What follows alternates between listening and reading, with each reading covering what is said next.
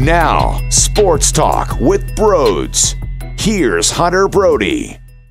What is going on, everyone? Welcome to Sports Talk with Brodes. We have two fantastic topics for you today when it comes to the 76ers. One, the Ben Simmons, James Harden debacle that we sat through just a couple nights ago when Shams and Woj were dropping bombs on us. And seriously, looking at it, it's not as if it's over. We are still living in the debacle. The debacle's not over no matter what Doc Rivers says, no matter what the Houston Rockets camp says, no matter what Woj puts out, no matter what Daryl Morey states publicly.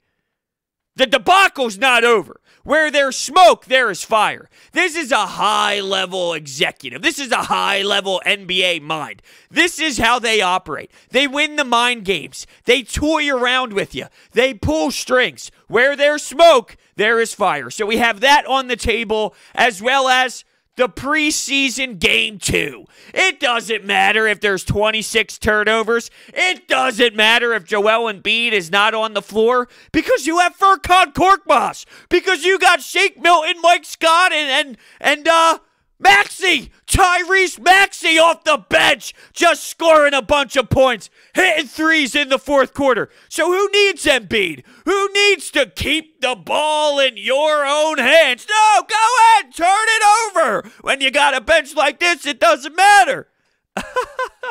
We're going to have some fun today, without a doubt. First, a couple things to tell you. One, we are broadcasting live in the Manscaped Man Cave. Get 20% off and free shipping with the code BROD at manscaped.com. And two, we are in the middle of a giveaway. That's right. You can win a free 76ers hat. And it's so simple. It's so easy. What you need to do is head over to my Twitter page at Brodes81. At the top of my profile, there is a pinned tweet. It explains the rules. There's 2 rules. Why are there 3 things already where I had to explain in sets of 2? Or 1 set, but that set being 2. 1, you got to follow me. And 2, you got to retweet the tweet. Boom, it's that simple. We're also going to be implementing plenty of more giveaways in the very near future. So stay tuned. Stay involved. Keep your eyes open. At Brodes81. All right, we will start with Ben Simmons and James Harden. I really do feel that there is something to this. I know that Daryl Morey came out 15, 20, 25 minutes after the reports were blasted, and he's saying that this isn't true. We support Ben Simmons. We're not going to trade him. That means nothing to me. I don't care that Doc Rivers said he spoke to Ben Simmons when it all went down. That doesn't really mean anything to me. This is the NBA. If the Sixers front office believes that they have a better chance of winning a title with James Harden, and if they think that it's better for the franchise, they are going to make that move no matter what was said publicly. But there are so many different ways to view this, and it's so conflicting, and there's plenty of reasons why I could see believing in one side of it, and there's plenty of reasons why where it smells like garbage as well. For example, when Woj dropped the tweet, he said the Sixers are making Ben Simmons available in trade talks for James Harden. But there's not a deal even close yet. Now, in what universe, after knowing the story, knowing that James Harden is a mess, they're not even communicating, he doesn't speak to anyone involved in the front office, the GM, it is a nightmare scenario. So in what universe is Ben Simmons on the table, but there's not even a deal close? You're not even in the same ballpark? How is that true? And then add this to the equation. 3 first-rounders and possibly Matisse Thybulle, it's not adding up. It's not making any sense. And I know in sports, there's plenty of people that want stories leaked, that want fake news leaked, so it spikes interest around the league. For example, if other teams know that Ben Simmons is on the table, they need to up their cards. They need to put a package together trying to beat out Ben Simmons, even though Ben Simmons is not technically available. There are plenty of fake stories pushed with an agenda when it comes to certain athletes and free agency and on all of this, just so it can spark the price tag. So that's a side of it. That's another element. You know, at this point, I'm a little nervous because I do know, I do feel, I have the sense that they know what the short-term gain would be in Harden, but the long-term flow of this organization with Ben Simmons is very significant as well. And I'm afraid that this could easily rub Ben Simmons the wrong way because he's not stupid. He's not a dumb person. I'm sure he's thinking the same thing like the rest of us. Oh, hold on a second. Where there's smoke, there's fire. There's got to be something to this. We've all seen the way Daryl Morey operated in the past. This is what you do when you're an aggressive mind, when you are known, when you have a background to pull the trigger on big-time trades and moving star pieces constantly. So I'm sure Ben Simmons, in the back of his head, no matter what they tell him behind closed doors, there's got to be something to this, right? It would be stupid not to. So I just question, let's say Daryl Morey has interest. He flirts with the Ben Simmons idea, but doesn't end up doing it. Is Ben Simmons rubbed the wrong way? Are you serious? You put me on the block? You put me in the conversation? A counter to that, though, is, dude, you're getting traded for James Harden. That tells the NBA world how much power you have, what your skill set is, how you're viewed. You just got traded for a top 5 player. It's not like you got traded for 2 bums and a second-round pick. So I don't know if it's fully going to be this devastating emotional time for him. I'm just looking at all of the ways that we can possibly look at this. There is this big talk right now, though, about James Harden and the way that it has been ran in Houston when he is there. It's his show. He is the one making decisions. He has way too much power. Now tie that to Doc Rivers and everything that happened in LA with Paul George and Kawhi Leonard. When they wanted to have practice canceled, it was canceled. I mean, it became really ugly in LA when it comes to the culture standpoint. I'm just looking at this scenario now, and I feel both of them have learned. As if, hold on a second, that method did not work in LA. Hold on a second. Look how this is going on right now with Houston and James Harden. This is not okay. This is not acceptable. I'm sure Daryl Morey and Doc Rivers will take their pass, use logic, use understanding, and move forward and make adjustments based off of how they handled other situations. But if you look here, a big topic when Brett Brown was here was these guys have too much power. These players, they're not held accountable enough, and they think they could do whatever they want. Well, we now have high people involved who just got ridiculed for very similar situations. I just hope that changes. That's all. I don't want it to go the same way, but that it sort of defends it. That defends the way that I've been saying this league is for years. I know people want the coaches to be hard on the players and screaming at them and this and that, and you want it to be tough, and you want these players to be thick-skinned and like the 70s and 80s and old school sports, but that's not reality. These players are the ones in control. If they want something, they're going to get something. I bet your ass James Harden is traded at some point because he's unhappy and he doesn't want to be there anymore. Anthony Davis didn't want to be in New Orleans anymore. He gets shipped to Los Angeles, where he wants to go.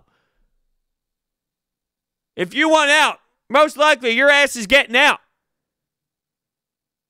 And it's just crazy to think about where the league is when it comes to these players demanding whatever they want, but it's just how it goes. It's how it went. I feel Doc and Daryl Morey, though, will totally have a different mindset and a different philosophy for these kids because they're younger. I say kids for a reason.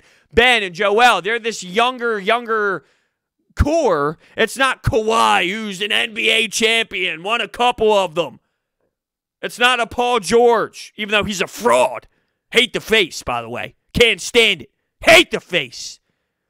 But it's totally a different way of thinking and a different way of coaching when you have a 24-year-old, a 26-year-old, compared to someone in their 30s, someone who's been at the end game, holding Larry O'Brien's.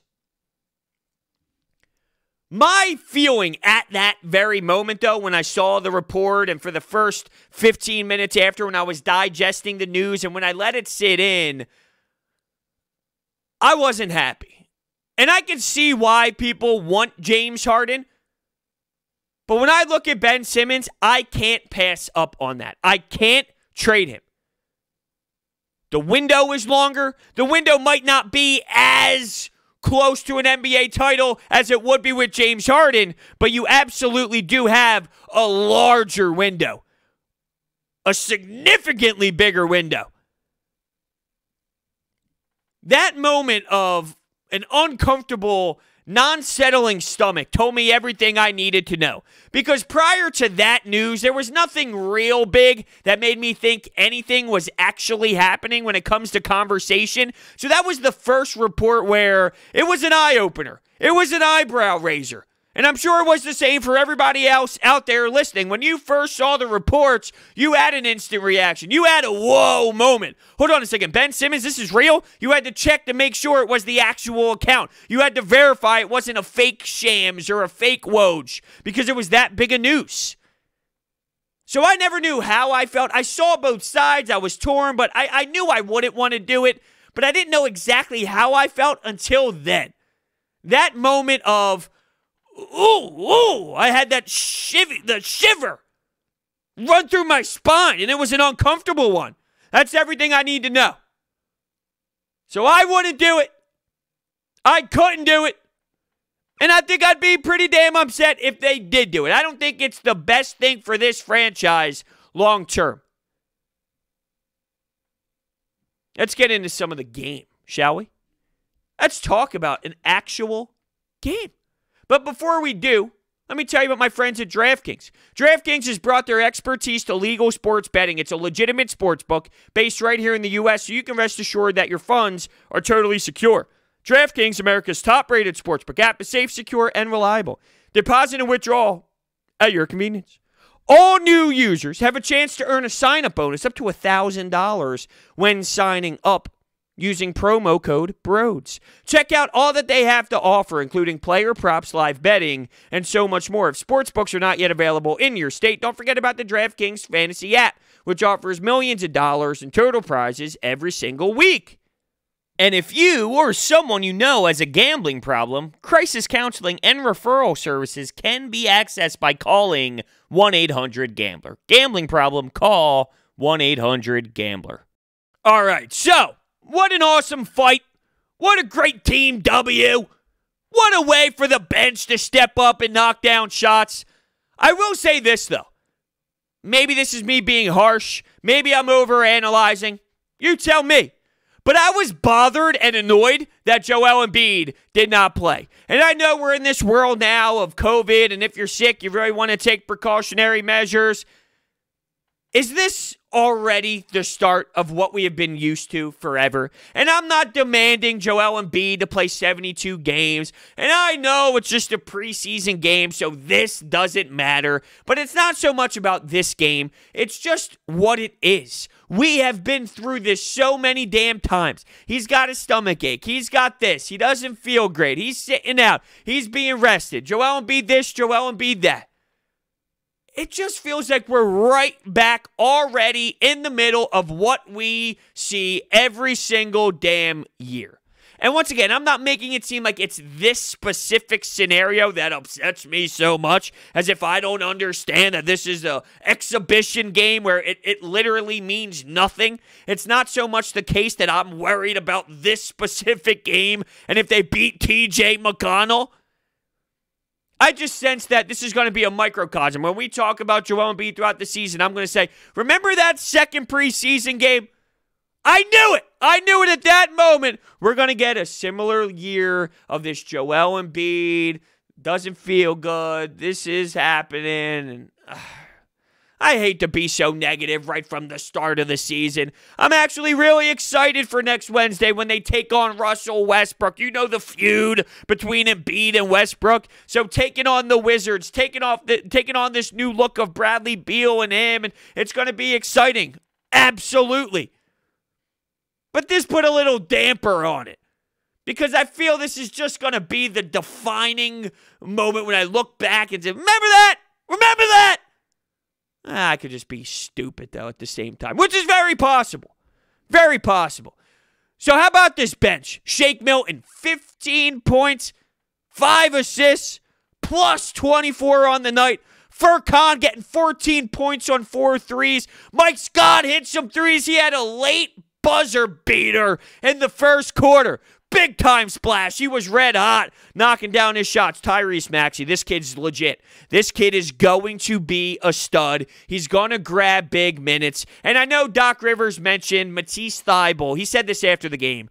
Don't put too much stock on the minutes. We're warming Matisse Thybulle back into this. He's nursing an injury. No. Tyrese Maxey is taking Matisse Thybulle's spot. It's that simple, and he should. He has a skill set that this team desperately needs. Not only does he have the awesome ball handling skills, but how about him in traffic? He's willing to go to the rack. His adjustment in the air of his body is insane. He can utilize both of his arms for these layups. He's like switching the ball in his hands in midair. He's athletic as hell. It's wild, and he's doing this with 3 guys on him in the paint collapsing. Tyrese Maxey is going to be a hell of a player. Now, he's going to have growing pains. He's clearly not there physically. He's going to have to build up, muscle up. But what you see out of his skill set is legit. It is NBA talent. It's NBA IQ. And I can't wait to watch him groom and develop. This is the first game we saw him play where he actually was taking jumpers. Now, he only played one other game, but I'm just bringing it up that we saw him take those floaters early on in his minutes in game 1. Now you saw him take a 3. Now you saw him dribble the basketball, get a nice shot, pull up jumper. He's snagging Matisse Thybulle's minutes. I don't give a damn what Doc Rivers says. Now, does that mean Matisse is going to play 0? No, Matisse is going to play. But I was expecting Matisse to show up in camp and in these moments with more offensive game. I saw him with another take to the basket. He's trying to shoot away from his body, going to the rim, attacking guys. That's not his game. That's not what he does well. I think when he drives the basket, he's trying to force things sometimes, and that's exactly what he was doing. He got bailed out because he got fouled, so it's not as if the play was an absolute disaster because he did go to the charity stripe in that moment. But I just look at Matisse Thybulle, and there's something missing to his game, and he can't just be a defender. You need to be a 3-and-D guy. So he's going to have minutes, I'm sure, but Tyrese Maxey, he's stealing as much as he possibly can at the moment. The bench was awesome. I thought this was an interesting take that was discussed on Sixers Postgame Live afterwards. Knowing Joel Embiid wasn't going to be playing, is it underwhelming to look at Ben and Tobias and say, yo, fellas, is anyone going to step up? Tobias Harris looks lost. If you had any optimism that Doc Rivers would come in here, snap his fingers, and Tobias Harris would be the best version of himself, you were fooled. This looks ugly, and he's going to be better than this throughout the season, I hope. I mean, I'm at least giving him the benefit of the doubt that it would look better than what we've seen to this point, but I honestly feel that he has no clue what he's doing out there on the basketball floor, and that has to change. You got to get back to making simpler plays. Let the game come to you naturally. Stop trying to be this guy that's forcing plays and making plays. That's not you. I know, unfortunately, you're getting paid that much money, so you feel maybe obligated to do it, but you have to stop. You have to play your role. That's the only way this is going to work, and he seems so out of it and so out of his element right now. I hope he can snap out of it eventually coming soon, but no one really stepped up with those two, and there's going to be games where, as Doc alluded to this, your bench wins you the game, or somebody you don't really expect wins you the game, and in a 72-game span, absolutely, it's not going to be your stars every single night. But without Joel Embiid, and you're going to get more touches, you would think that one of these players would step up in a big way. Getting to Ben Simmons, he actually took a fake three-pointer. It was like a jab step. Fake. Little pump fake. And the defender bit on it. What in the world? Not only that, my man took a 3 in a 2-for-1 spot. In rhythm. Didn't look awkward. Short, but didn't look awkward. It had good style to it in terms of, it looked okay. It looked within the game. Now, I'm not going to sit here and get all excited about a 3 attempt and a pump fake 3 until I see it come more often and more often. And until I see it, I'm not going to say a damn word. I'm not going to pretend that I am so juiced up about it, because there's been plenty of times where he takes one and then he won't for a handful of games, and he'll take another one, then he'll go on a 15-game break. But if you see that one game, and then you see that 2 games down the road, and then you see that 2 games down the road from there, maybe we start to see a pattern. Now, why does it take you a game to do that? You know the big storyline surrounding Ben Simmons. It's you don't shoot the basketball. So why wouldn't you do that in game 1? Does the rumors have anything to do with it? As if, what are you saying about me? I mean, pop that 3. Well, he didn't hit it. But no, I doubt it has anything to do with the rumors, to be honest with you. I think he's just slowly working on his game. And, he's working on his game at a good rate, but it's slowly coming out in his game within the game when it comes to actual play, and not just practices, and not just pregame shoot-arounds and things of that nature. Not only did he take those shots, but when he was going downhill, he was going downhill. You saw a lot of pick-and-roll action with him and Dwight Howard early. Dwight, he had that energy boost. You know, he was fighting, he was battling. Him and Sabonis got into it a bit, but I am stoked for everything Dwight Howard is bringing to the table and what he's doing. I mean, I couldn't have been any more wrong with my initial reaction of, ooh, what is this guy all about? Is he really Dwight Howard of the new? Is this really who he is? I couldn't have been any more wrong. I mean, look, the guy has absolutely adapted to being a veteran piece, to teach the young kids, to show I don't give a damn if this game doesn't count or not. I'm bringing it. He was setting hard screens. He was rolling to the basket. He finished 7 for 7 with 14 points. Yeah, there were times where he was cracking a bit against Sabonis, and he showed some frustration in here and that. But from your backup big man, I love that attitude. I think that attitude goes far. It's similar to how Danny Green is defending out by the perimeter in these nonsense games. It's about the statement. It's about the message you're sending to the rest of the team in these moments. This is what championship teams do. This is how you work. This is how you battle. This is how you fight. Follow me. Danny Green's doing it out by the perimeter with these hands, these claws. We thought Kawhi Leonard was all about the claw. No, Danny Green is apparently. But getting back to Ben, I know it tied together with Dwight, and then I got excited about everything else going on. Danny Green, the veterans, got me all fired up, blood boiling. Ben going downhill and utilizing that pick-and-roll game with Dwight Howard early, yeah, that's something I think that you can really look at moving forward when those two were on the court together. I think that there is something there. You even saw Ben Simmons, because they were foul trouble. As I mentioned, it had some cracks involved when it came to Dwight Howard and his play and picking up personal fouls. Ben Simmons played a bit of the 5 position. Wasn't the smoothest thing in the world. Doc said he did it on the fly. I wonder if they will ever go back to that, though, if needed. You have Joel, you have Dwight Howard. If needed, would you go Ben at the 5? You never know what can happen throughout a season. Sure, scenarios happen. Someone fouls out. Someone's unavailable that night. Maybe it's Joel Embiid because he's sick. I don't know. I'm just spitballing, throwing things at the wall, seeing if it sticks.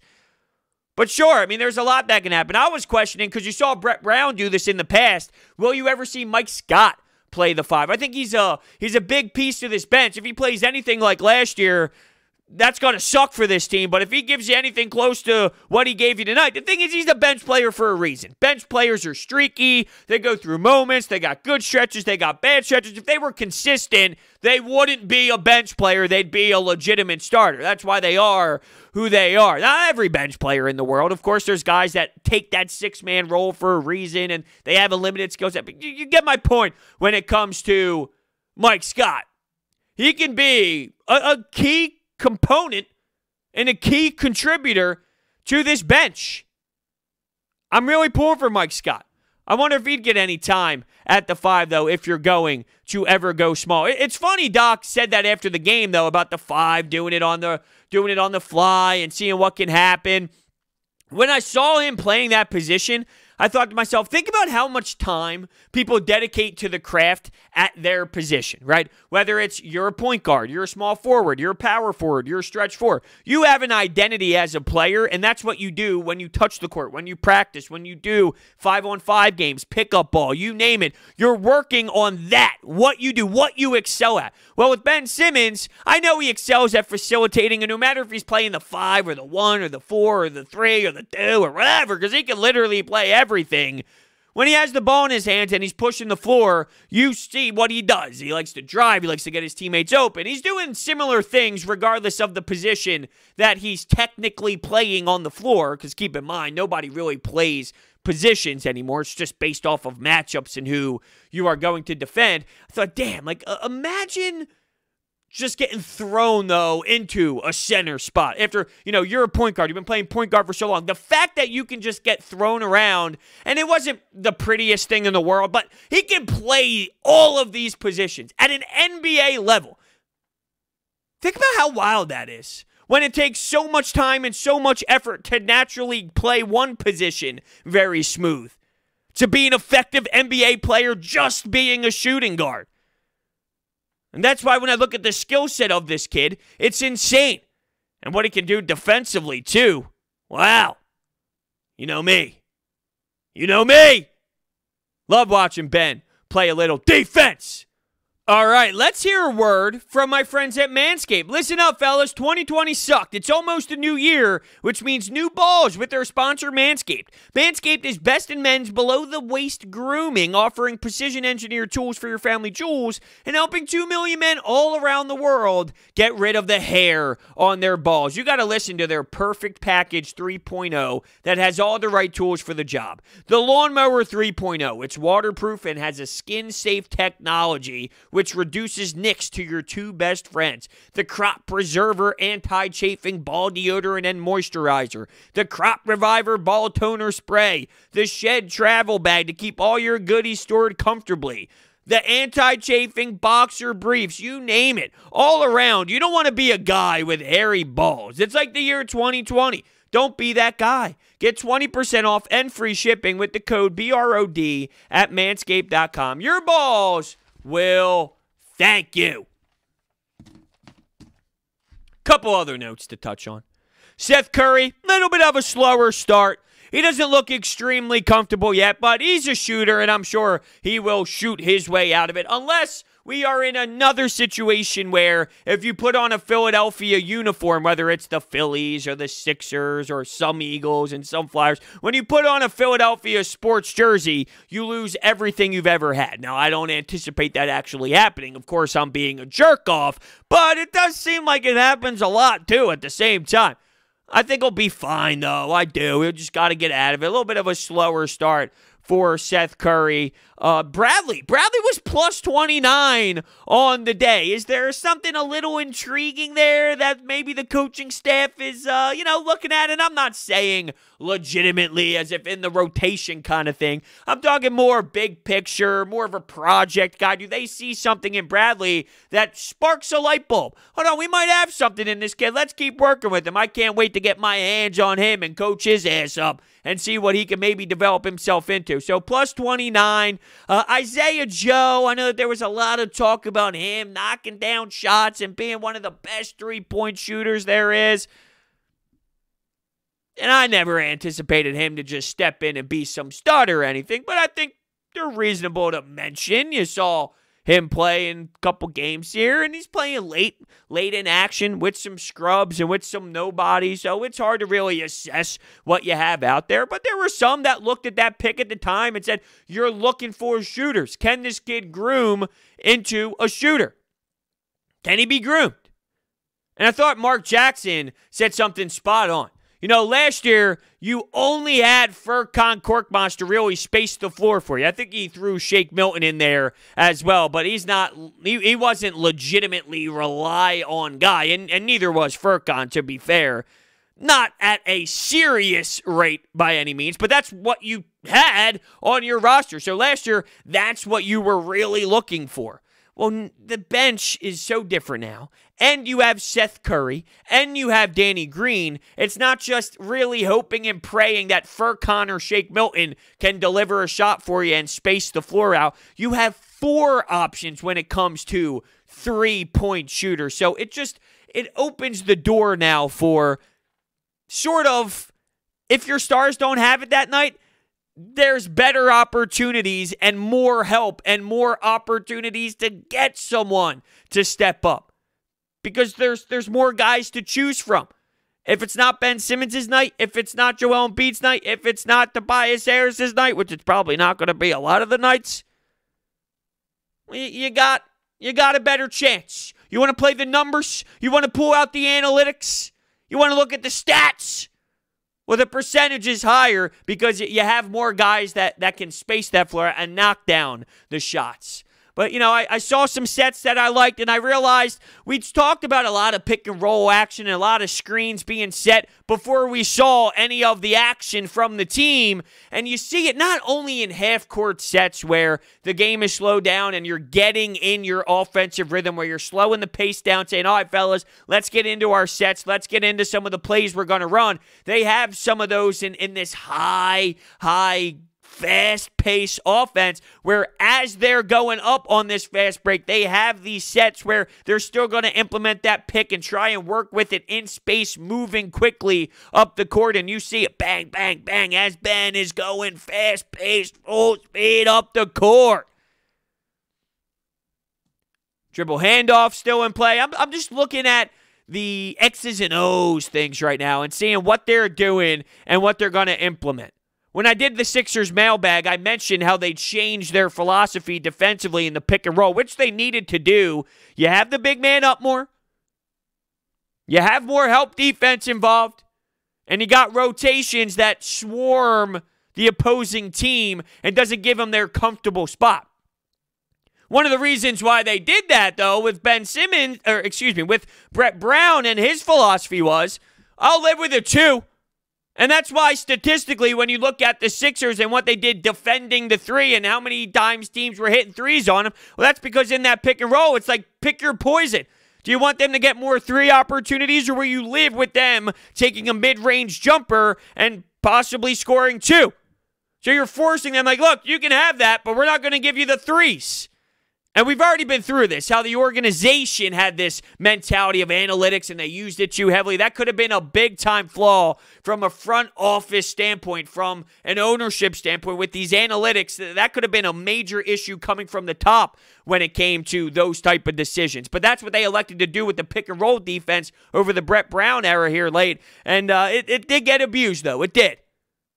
Now you're forcing them in tighter areas. You're making the opponent think quicker, have to make a quicker decision, which ultimately, in theory, would open into defense getting a turnover and then moving the ball up. Quick, get someone going. Whether it's Dwight Howard or anybody else. How about that play? Ben Simmons gets the ball, full court over to Dwight Howard's running the floor, dunking. Dwight Howard said all the right things to this point, and he's done a great job on the court as well. Just a professional. And you hear the teammates talking about him and what he provides from a locker room standpoint, from the road trip standpoint, bus standpoint, being a teammate standpoint. I'm impressed. Because I'm sure it's not easy to go from what Dwight Howard once was in his career to who he is now. Although you're a champion now.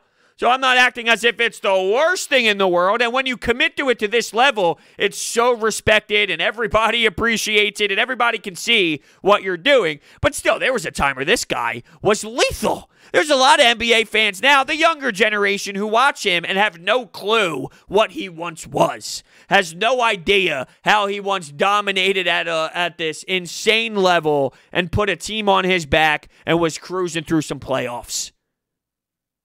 But that's what he once was. It's wild. It really is wild. All right, lastly here, Orbit Energy and Power. They've been a fantastic sponsor since the beginning. If you are looking to go solar, if you want to learn about solar, if you want a $0 electric bill, if you want to learn about the benefits, you want to reach out to Orbit Energy and Power, their website and phone number. It's in the description. They also do tree removals, electrical upgrades, new roofs. Pretty much if you're trying to upgrade your home, and I'm a new homeowner, they did so much work on my house. It's all been A+. If you're looking for any sort of upgrade, if you just want to talk to a team member, they have an awesome team. Reach out to Orbit Energy and Power. Seriously, they can provide so much. It's unreal. You name it, they can do it for you. Best in the business. Information down below. Wednesday night. It's going to be a good time. It's going to be a fun time. Probably be a lot of growing pains. Probably see some mistakes early. Getting a new system going.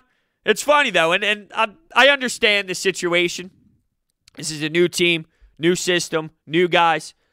But I was told 26 turnovers. And that was a Brett Brown problem and a Brett Brown problem only. Two different scenarios. One was a handful of seasons in, more than a handful of seasons in. This is a whole new system. Weird year, COVID, 2 preseason games in. But I just find it funny that last year, the biggest issue with this team with a lot of people was the coach. They fixed that issue. Now, they fixed the roster too, and it makes more sense. They fixed that issue, which a lot of people thought Brett was the biggest issue. Yet, where do you see them falling? You see them no different than last year. You see them in a similar position last year. You don't see them as a 1st seed, a 2 seed. Well, if Brett Brown was the biggest 100% issue with that team last year, and maybe not 100%, that might be strong, because I think people who hated Brett Brown also realized the roster didn't make much sense as well. And I knew Brett Brown's time was up. It's not about me thinking Brett should be here or not. It's inevitable that he had his tenure here. He was here for a reason, and it was time for a change, and the change happened at the right time, and the organization made the best decision possible by bringing in this whole new regime and new concept. But I was told the biggest problem was Brett. Well, if the biggest problem was fixed, how are you still in the same area? It's almost as if there was more to it than just Brett Brown. Like the players and how they're still learning. They're still adapting. They're still figuring out how to win in this league. It's almost as if that's the biggest reason why you didn't win a championship. But I digress. Thank you all so much for listening, and I will see you next time.